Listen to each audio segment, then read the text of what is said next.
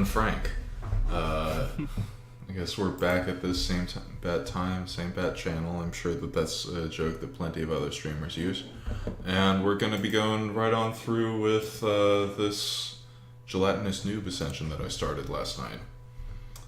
So as you can see here, I've done a little bit of preparation. First, I've changed my clan so that my clannies can't interrupt us in chat. I've also prepared a little bit of items for me to absorb to get my skills going a little bit faster, so hopefully this will go a little bit smoother this time around. And lo and behold, there's this little icon in the map, and whenever you see that, it means that the council has another quest for you. So let's go see what they want. Oh, by the way, it's Yuletide in the Kingdom of Loathing. So what Yuletide is basically you gather around the bonfire and you can collect marshmallows, and if you have marshmallows, then you can instead collect toasted marshmallows, which give you a pretty nice stat buff if you eat a lot of them. Nobody does that, though. Or at least nobody I know of. So I'm going to continue with the bat hole this time around, and then after that I think I'm going to progress a little bit through the Spooky Raven quest. So let's get started. Oh, by the way, one of the reasons that I like running hardcore ascensions like I'm running this time around is because it's really easy to just pick up and go in a hardcore ascension. You may have been able to tell yesterday or in the last stream that I haven't really planned all that much this time around. And that's something that you can definitely do in a hardcore ascension, where to be competitive at all or to have a significantly fast softcore ascension, you need to either have an explicit plan or you need to know what you're doing well enough that you can just go off of muscle memory. And I don't, so hardcore it is. It's also that I like not having to think this through so much, which is possibly why I had my ass kicked 3 times last night. So, continuing through the bats.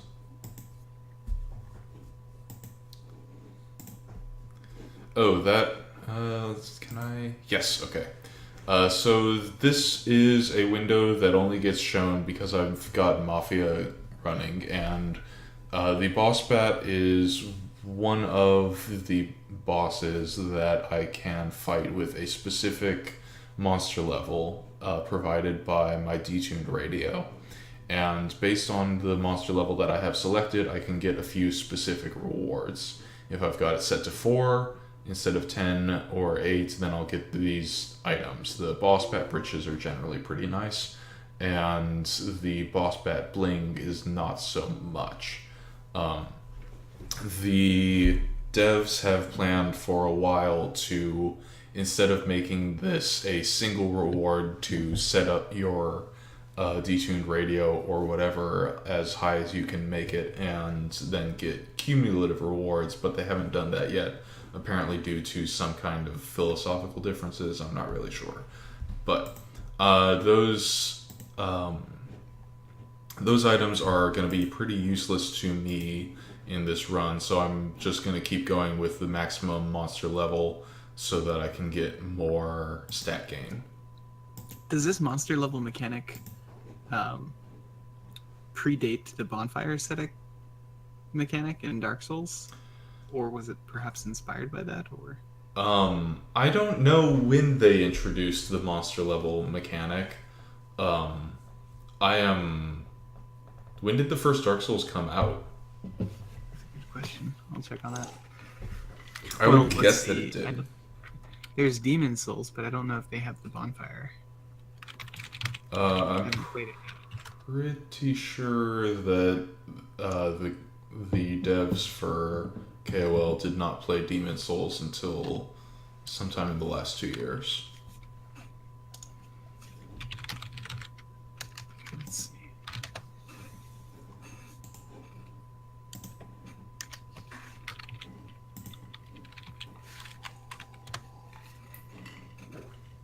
The first Dark Souls is 2011, so...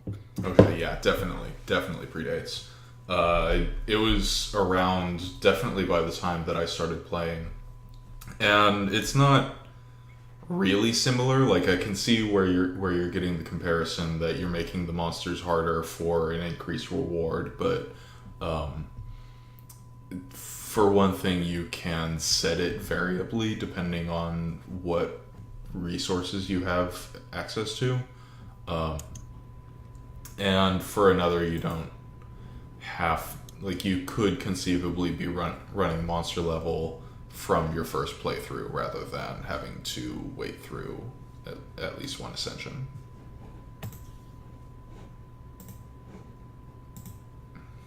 This area that I am adventuring through right now, the reason that I wanted to put it off until today is because today it's easy for me to get elemental resistance, which, if you can see here, I have to search through a number of drawers in the kitchen, and the higher my heat and stench resistance, the more drawers I can search through with a single adventure.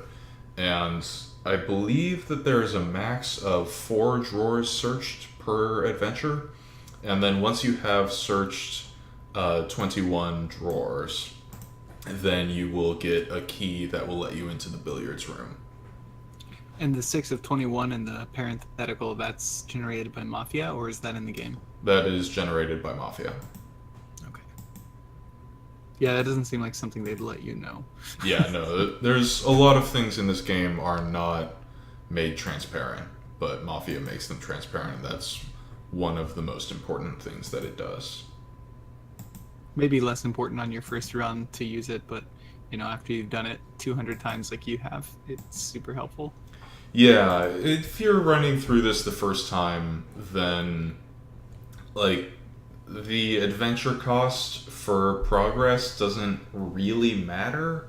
Like the what you're playing the game for is not to play through the game as fast as possible. It's to read all the stuff and like really explore, start to learn the mechanics and see what all KOL has to offer, and the things that it offers um, are very much not based on the mechanics as much. And so you can tell, like, hey, I'm doing this slightly more efficiently now. I wonder what changed. Um, but that's very much a side concern. Oh wait, shoot! I already got that. Yeah, there's the billiards key. Sweet.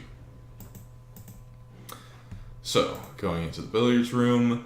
This is any time that I get this kind of interrupt here, that's something that's been generated by Mafia. Now, I've ordinarily, as a gelatinous noob, I would have 0 pool skill. Pool skill is generated by a few items and also by a non-combat. And if you go through that non-combat, it's a semi-rare adventure. If you go through it enough and choose the correct option often enough, then you can provide a certain base pool skill to your character. And I've done that repeatedly. And so I have 10 pool skill. It's not linear, like per semi-rare. You can't just get 1 pool skill per semi-rare. I think that it's like quadratic, maybe. So ordinarily I would have 0 pool skill, but I've gone through that semi-rare adventure and boosted my pool skill enough that I have 10 base. And so what this is going to be important for is that I need to use these handfuls of hand chalk, which, in addition to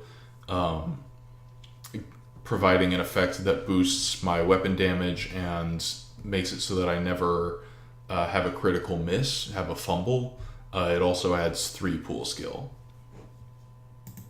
So I'll be using that at the end of this fight. Oh shoot, okay. Forgot that these wraiths always only take elemental damage. So there isn't really a convenient source of elemental damage that I can go through right now. So I'm just going to use the stink bugs on them.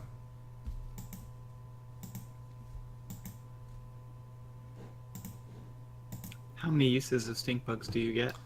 You get as many as you have adventures for. However, it does get weaker the more you use it. So the early times I can consistently get 8 to 10 base damage, and that's being doubled to 20 because stench damage is effective against spooky damage. But if I were to use it every single combat, then by the end of it I would be getting, I don't know, 2 or 3 base damage per round. And that's per source, both normal and stench damage. Hmm. So I think I'm going to start using this hand shock now. Because I think that I'm in range to start meeting up with the... Oh, that was actually kind of a waste to meet up with this ghost here. And so, as I haven't... I should do a little bit more research on this. This improved pool skill option, I believe that it only ever gives you 1 pool skill. Hustling the ghost, I think, also gives you 1 pool skill, but you also have a chance to beat the ghost. So, I didn't win it this time. Apparently, my pool skill is 14, and I need at least 14 to be able to have a chance, and it's guaranteed at 18 pool skill, but it'll be a couple of tries before I get up to 18. Oh yeah, stink bug.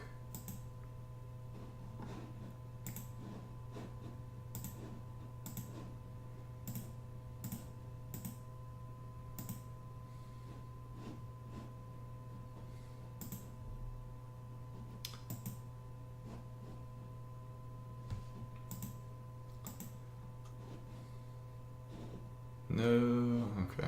I'm good. I remember to keep the chalk up. This most potions that you find in the game will give you 10 adventures of the effect that they give. The chalk only gives 5, and it's easy to forget when it's going to run out. So, 3rd try, got the key. And now onto the Haunted Library. And in this zone, the non-combats don't matter. What matters are these writing tasks. And once I beat 5 of them, then I'll be able to progress the Spooky Raven quest. There's apparently a strategy where you can use the Chateau Montaigne painting to encounter the desks early on without having to go through those first 2 zones. Potentially saves a heck of a lot of turns, but I like going through the Spooky Raven, so... now, this Lights Out adventure actually occurs on the modulo 37, your modulo 37th absolute turn, not the 30, like any multiple of 37 turns in your specific run. It's multiple of 37 turns based on your total turns spent. And it's an adventure that creates a inter-zone quest that's shared across the entirety of Spooky Manor. There's actually 2 quests going on leading up to fighting 2 of the children's Spooky Raven. And I am not going to be doing that this time around, so we're just going to ignore that for now.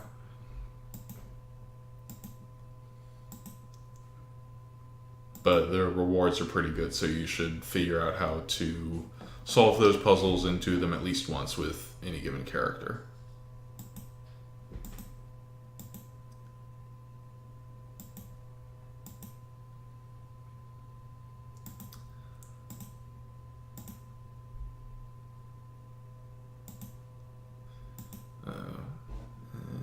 Alright, so I got the Lady Spooky Raven's necklace. This has got a pretty good item description. This is Luscious Rebecca's, or Lady Spooky Raven's necklace. You know, the one her faithful husband who totally loved her and her alone got her as a gift before they all died. And yeah, it's good. And so we turn this a necklace into Lady Spooky Raven, who had been hanging out right about here. And that unlocks the ability to go up these stairs. And then I can go for a second quest, which I do want to go through all of this, but I've got to start absorbing items because I'm almost out of turns. Alright, so what was the thing that I got earlier? Fermenting powder. Yay, sense of entitlement, I can get more meat. Let's see here. What else should I be getting?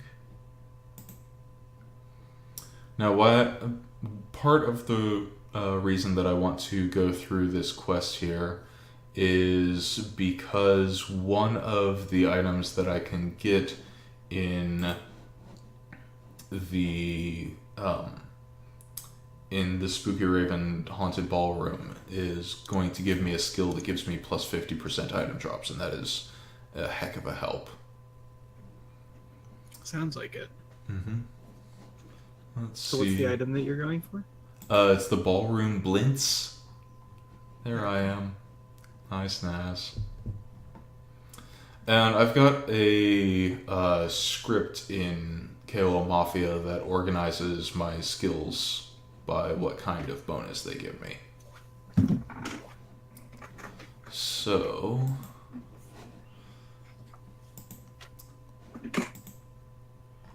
let's see, is there... ooh, yes.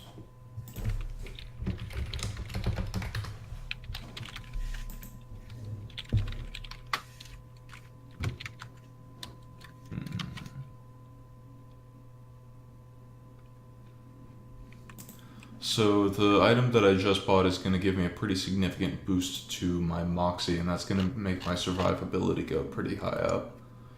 I think that I also want to be boosting my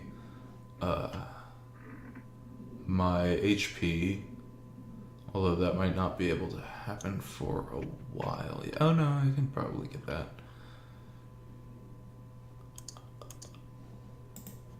And then meat items and pickpocket chance are going to be the other important ones.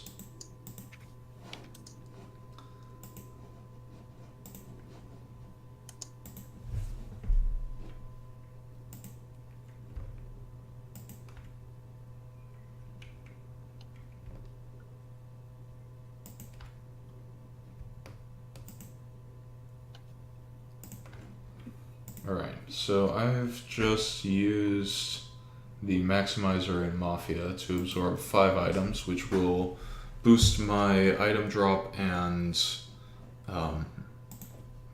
pickpocket chance. I'm also going to absorb that Tenderizing Hammer for a bonus of 25 Moxie.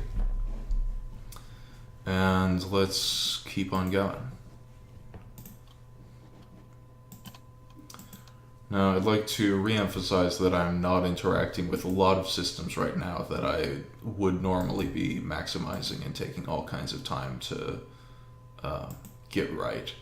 But because I don't have the ability to cast non-combat spells and buff myself in that way, there's just no reason to bother with it.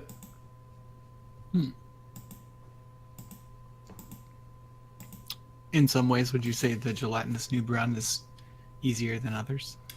It's definitely cognitively easier. It's more difficult to be fast relative to a standard run.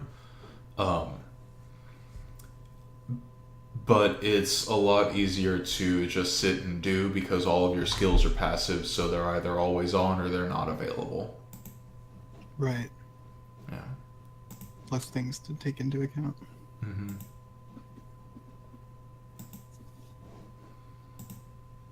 So in these 3 areas, what I'm doing is collecting items for her to go dancing in the ballroom, and then after that there will be a follow-up quest that I'm not going to do because it's optional in the context of a run.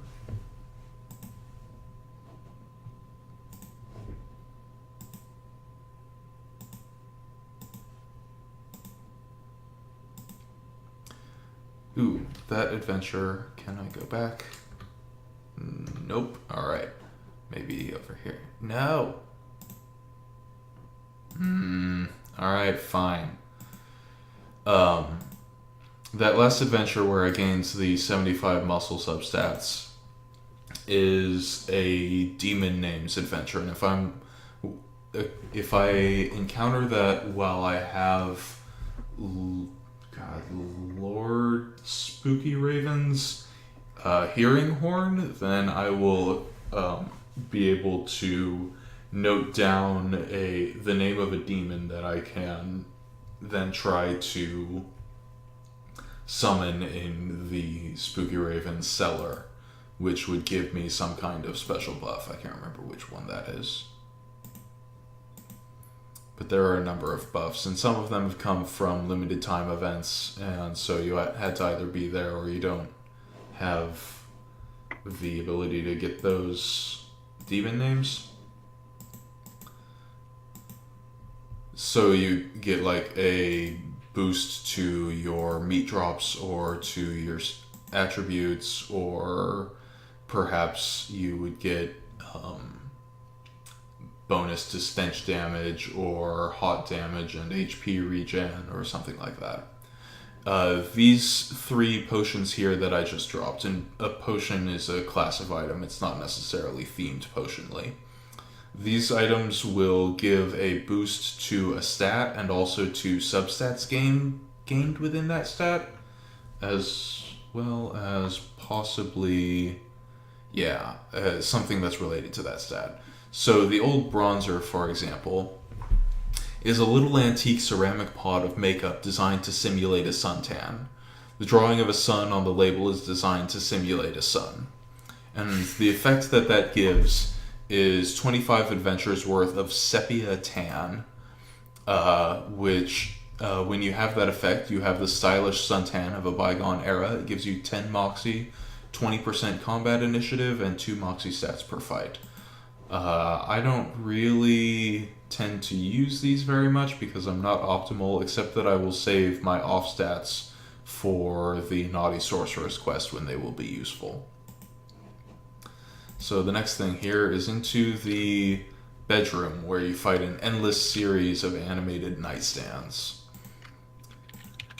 And this rustic nightstand, once you've killed the nightstands, then they give you a free non-combat where you have a bonus of some sort. And with this rustic nightstand, I can boost my moxie stats, and that's pretty nice. This ornate nightstand gives me is actually really, really helpful for a couple of quests that I'm going to be going through.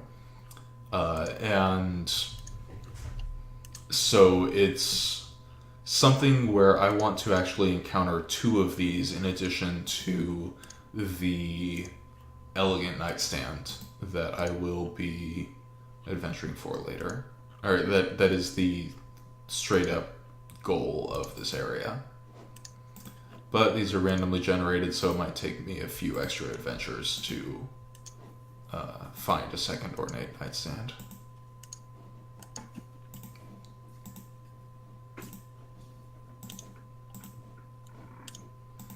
Getting a lot of these rustic nightstands this time around. And was it the boomerang or something that you could use that would guarantee you encounter the same monster again? That's one of the items, but I absorbed that so that I could get extra adventures per absorption. Gotcha. Mm-hmm. Yay, second ornate nightstand.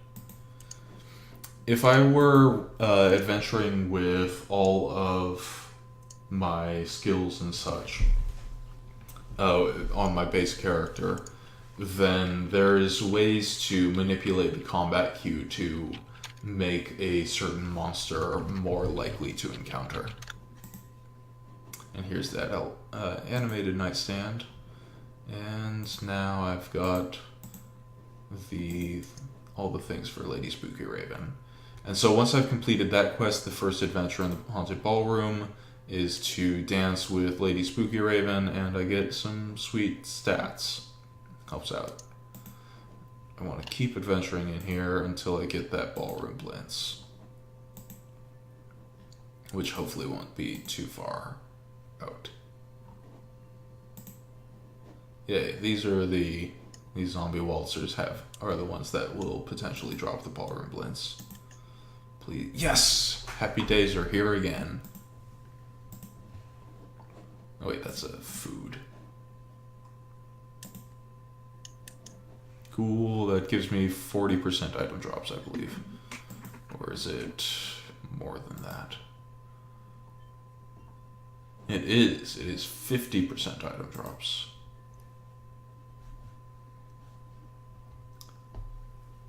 So, yeah.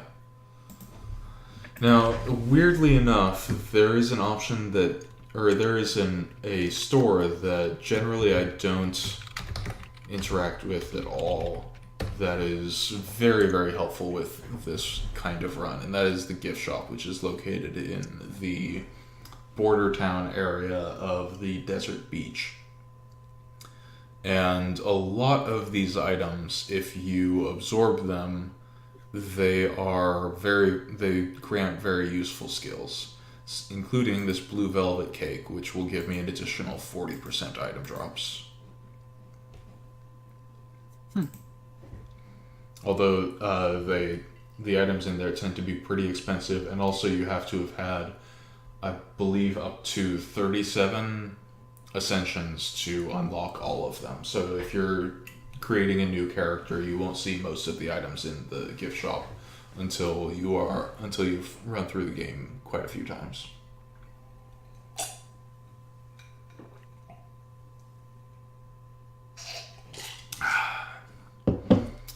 Absolutely terrible, really bad brandy, so I'm glad that I've got ice in it so it dilutes it a little bit.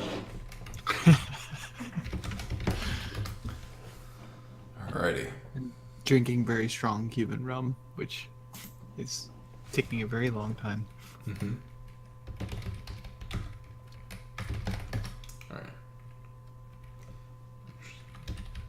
Alright, I am, right now off screen here, I am cheating from my deck of every card again. I'm getting another of the tower keys. I'm going to also get some more mining ores. And I'm also going to get sheep's wool, stone wool, because that will be helpful in the level 11 quest.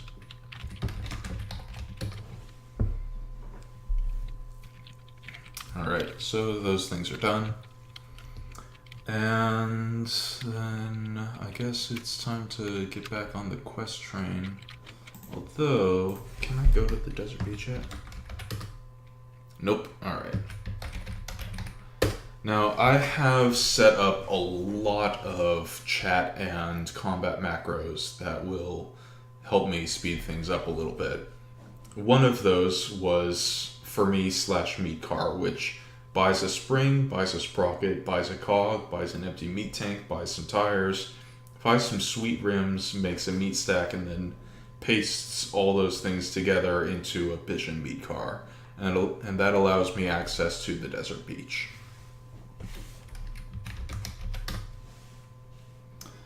And then here at the shore, I can take a few vacations that will give me access to the the mysterious island of mystery, where I can encounter the frats and the hippies.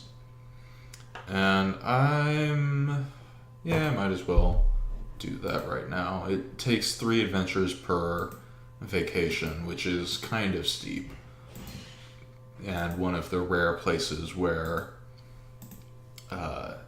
multiple adventures are required per click. And what this gets me is this shoring ship trip script. And then if I go to the gift shop, then I can get the UV resistant compass, which will also be handy in the level 11 quest, and the dinghy plans, which with the dingy planks make a Dingy Dingy, which allows me access to the mysterious island of mystery. Yeah. And I'm going to, even though this would potentially be helpful, I'm going to put off actually adventuring in the mysterious island of mystery until I am level 9, where that will potentially speed up the acquisition of the hippie outfit, which would allow me to buy unlimited fruits and olives. Let's actually go to the Crypt first. Okay, so I don't have any combat Q manipulation abilities right now, so I'm just going to go through the niche and use that to farm up experience and make myself stronger for the other fights. And ordinarily I would be using Transcendent Olfaction to smell this dirty old lick and therefore encounter it quite a bit more often. But I don't have that access to that right now, so that isn't, yeah. And the reason that I would be able to, that I would want to do that is because in the Defiled Crypt, I have this evilometer to where what my goal is to reduce the evil in the Crypt to 0 in every area, whereupon I will be able to fight the Boner Dagon. And the other licks in this area only fighting them only reduces the evil by 1 unit, where fighting these dirty old licks reduces that by 3 units.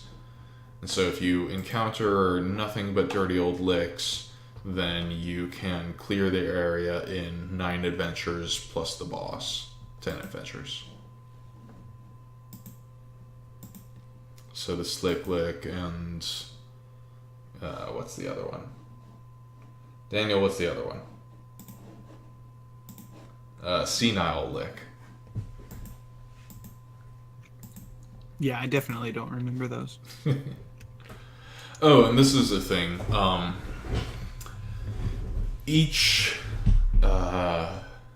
Every day you have a 1 in 50 chance to encounter one of these messages up here, and these are alternately expressions of gratitude for donating donating $10 within the past month, or requests to do so. And they only you can only see these once per day, and it's basically what they've settled on to try and drive up donations. It's relatively unobtrusive.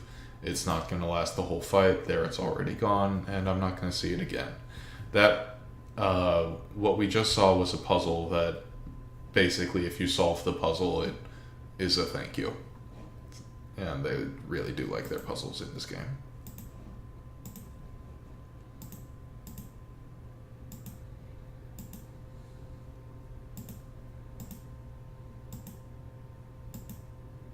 And so the Gargantulic is the boss of the area.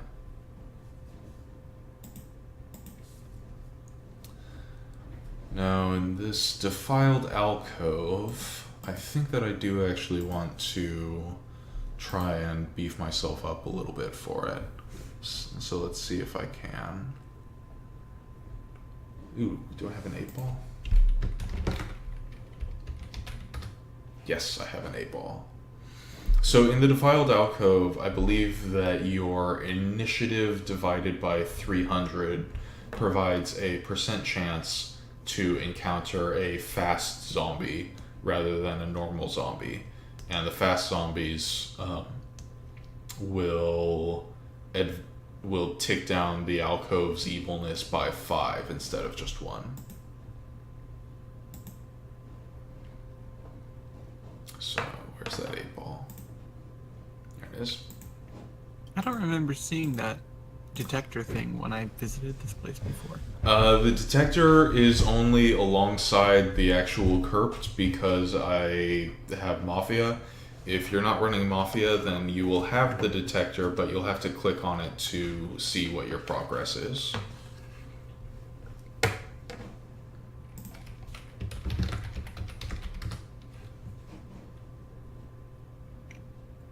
It's amazing how powerful that program is and how much time the developers must have spent on it. Oh man, the developers release updates sometimes multiple times per day. They are very, very active with keeping this up to the state of the game.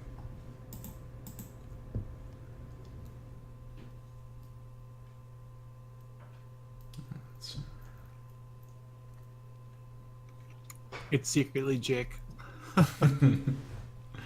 I don't think so, but that would be pretty cool. I might actually put that off a little bit, depending. Oh, do I have a dance card? No, probably not. Yeah.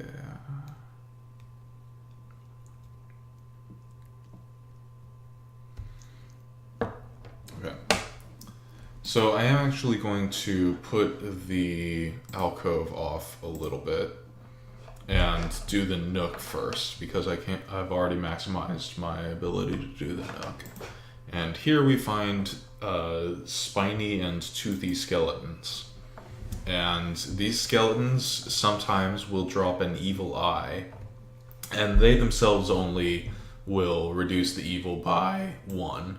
But if you stomp down these evil eyes, then that reduces the ambient evil by 3. And so you want to boost your item drops for this area. Toothy skeletons drop loose teeth and also skeleton bones. And so I can make myself a skeleton key, which is something that I'll want to absorb. Ambient Evil sounds like it could be its own video game. Yeah, or a band.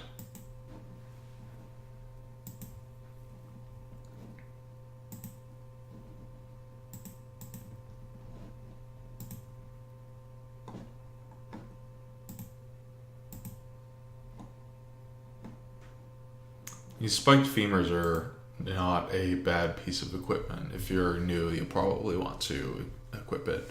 It's almost certainly a boost to damage, and it also adds some spooky damage, which can be helpful.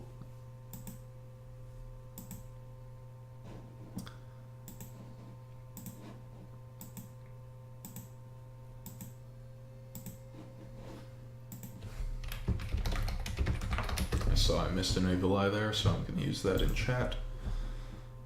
Primarily play this game through chat. Chat and clicks. Alright, so that was the giant skeleton. Is the next part.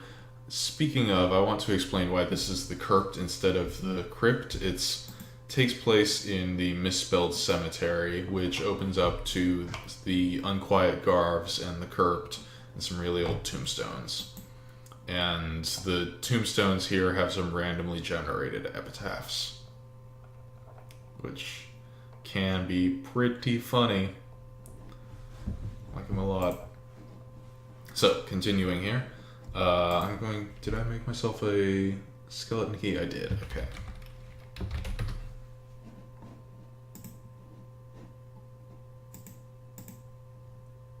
Skeleton key is not there. Skeleton key is in miscellaneous items.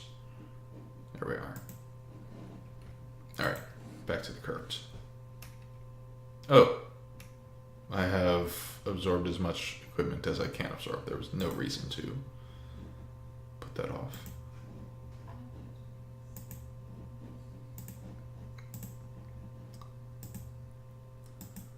Corpulent Zobme, the Grave Rober's Mobby, and the Modern's Mobby.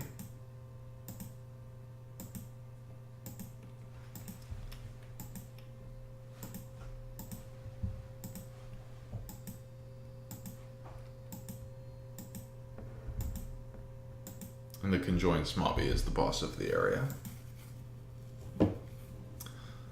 Alright, I I've just remembered that I wanted to go over to the mysterious island of mystery, so I'm going to go do that. And fight some hippies. Filthy hippie chefs.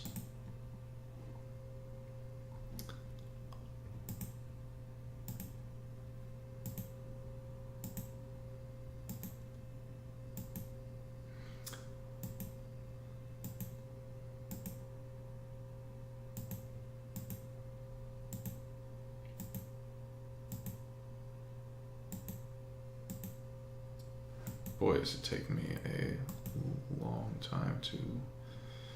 Ordinarily, I'd be using a yellow ray here, but I don't have access to a yellow ray. That's not actually true. I do have access to a yellow ray, but I want to be using it later instead of now. And What does that do?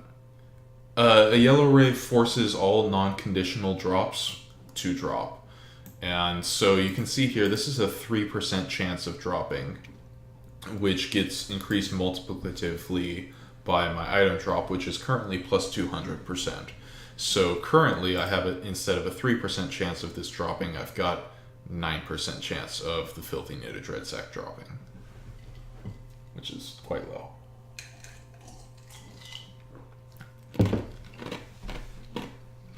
Maybe I need to go talk to the council.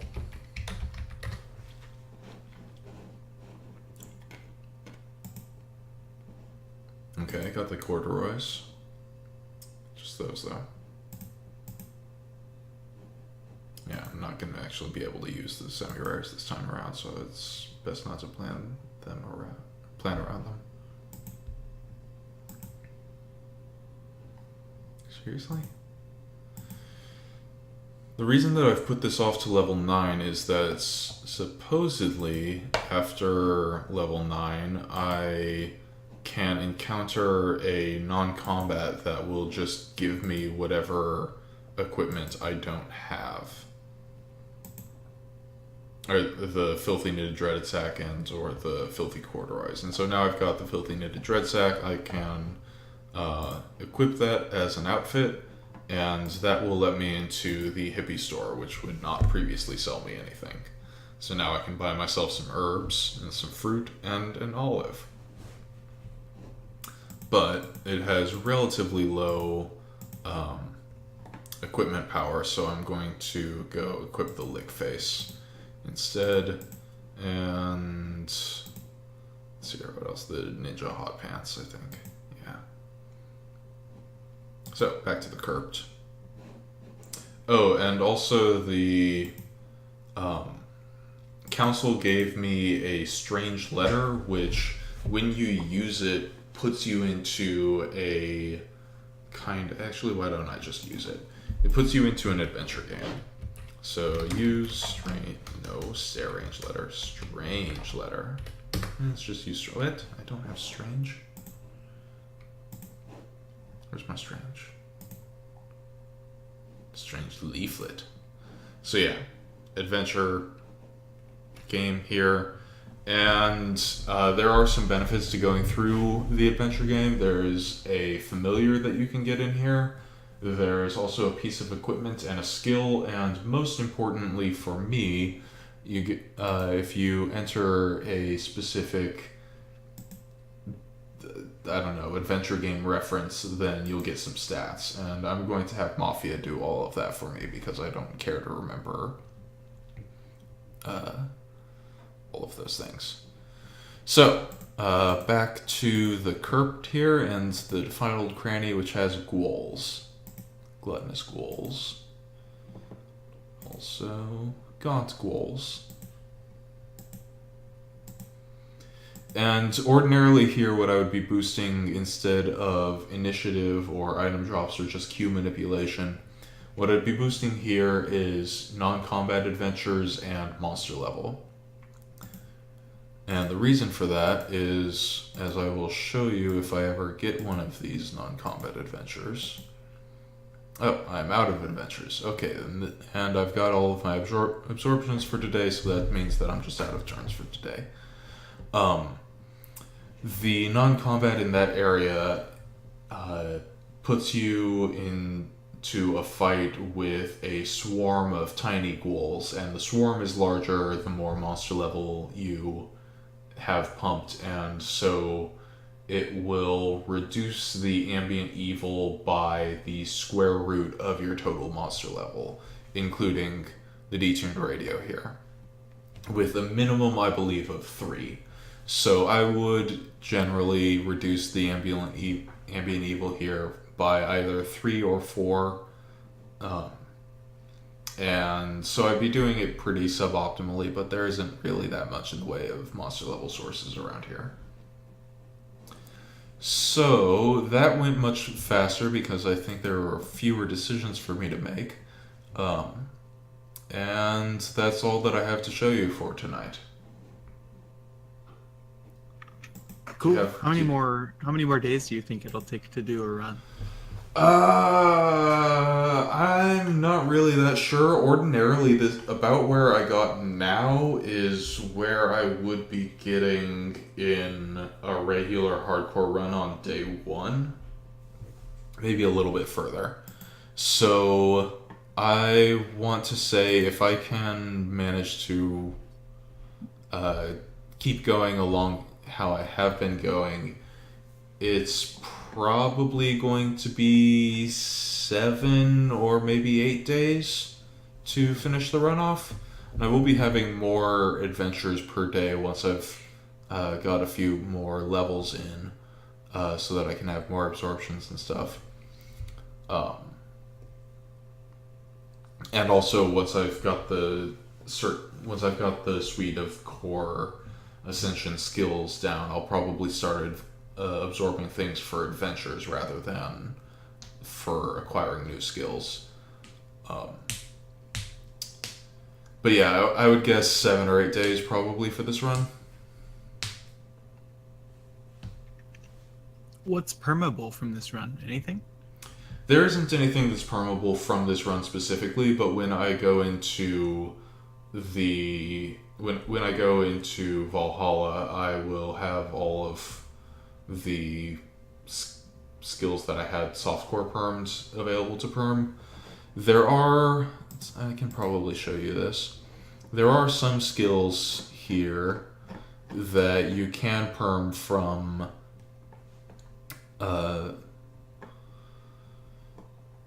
where'd they go? From challenge paths. There's the Belch the Rainbow, which was from the Heavy Rains challenge path, and if you were doing Heavy Rains runs while they were still in season, while they were the active challenge path, you would get a piece of a rainbow. I can't remember what the item name is, and that would give you this skill, Belch the Rainbow.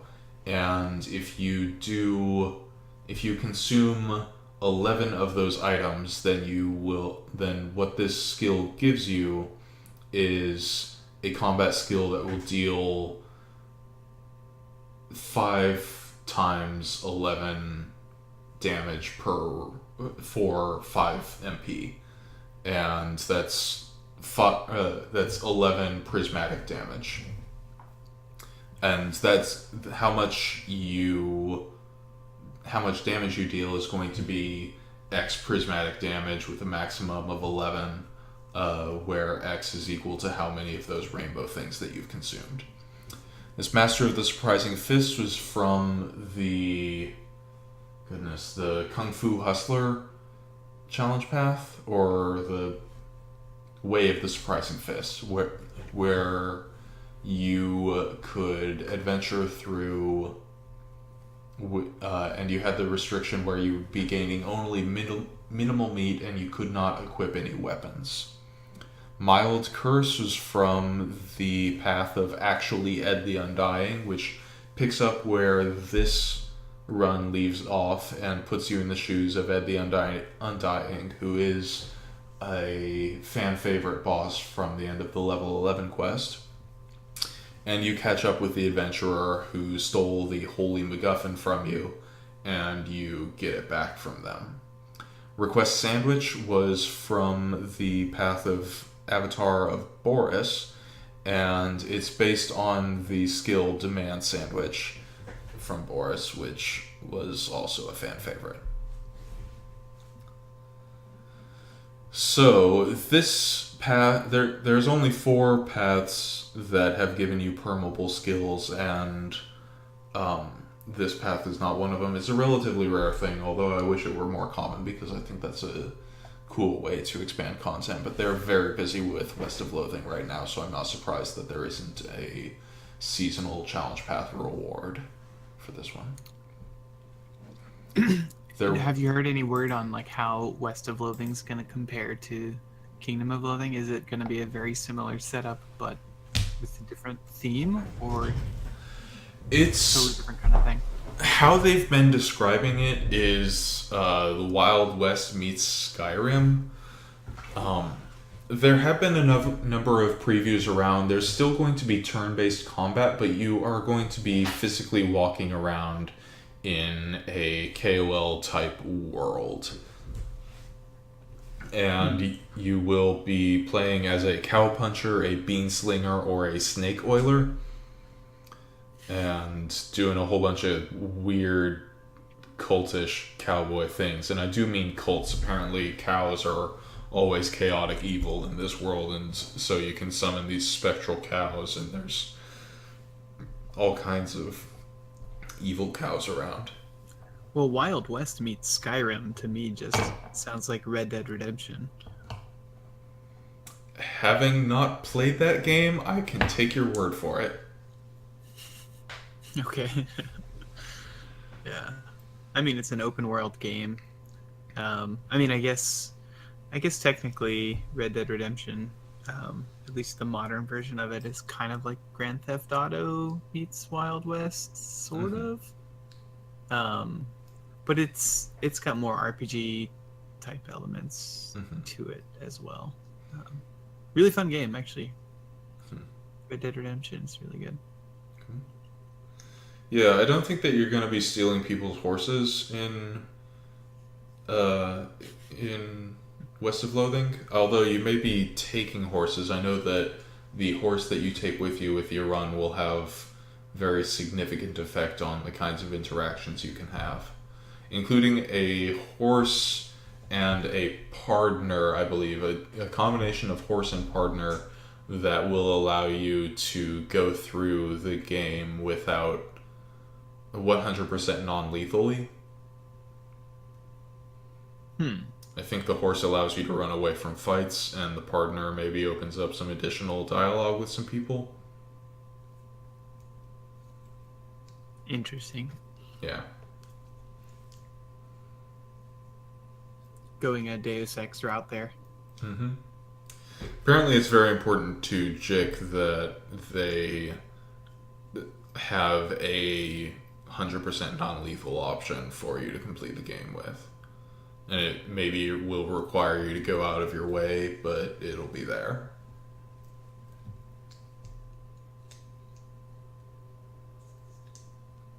Sounds interesting. I think it's going to be like a 2D game that you move around in?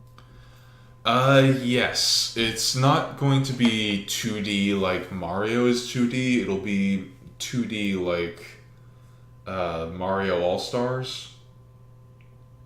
I haven't played that. Like Zelda? Yeah, like Zelda, but more with a slightly more zoomed in perspective from Diablo 2. Like it's that kind of bird's eye sort of thing. Interesting. Yeah. I still haven't played Word Realms, but it does look quite fun. Apparently there's a better version of it. Oh, I just saw the chat. I should be paying more attention to that. Yeah, Word Realms was a game that JIC was very much not happy with, particularly because there were some aspects of development that an intern totally screwed them with. And then they got an opportunity, some educational company hired them to do it over again and to get a whole bunch of to do it over again and fix all of the issues that he had with it. And that is called Master Swords. It's available on iOS for some kind of subscription model, I believe, with in-app purchases. And the gameplay there is you're making words, and based on how many letters you have and a number of gameplay mechanics with those words, you'll be doing more and more damage to your opponents. I haven't played it myself, but I would like to. I enjoyed Word Realms a lot.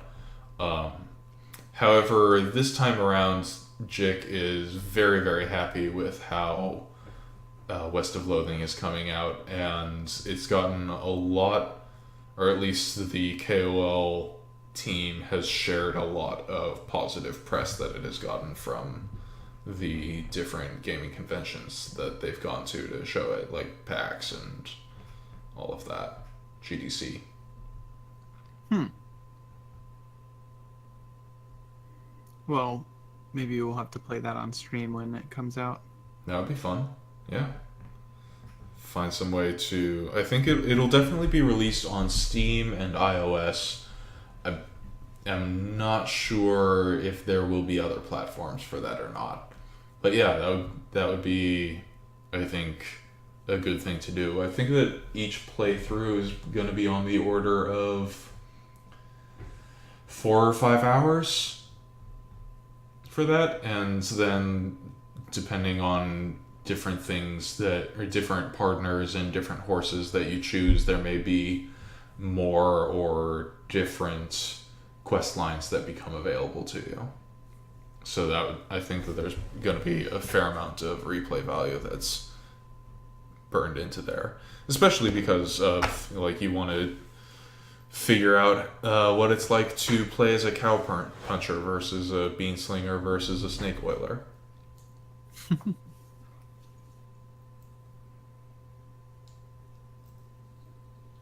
Sounds cool. Mm-hmm. Sounds right there.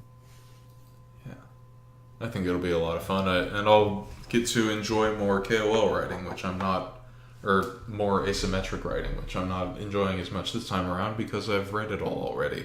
But they're really funny guys, and every time that they put out some new content, I laugh harder and harder.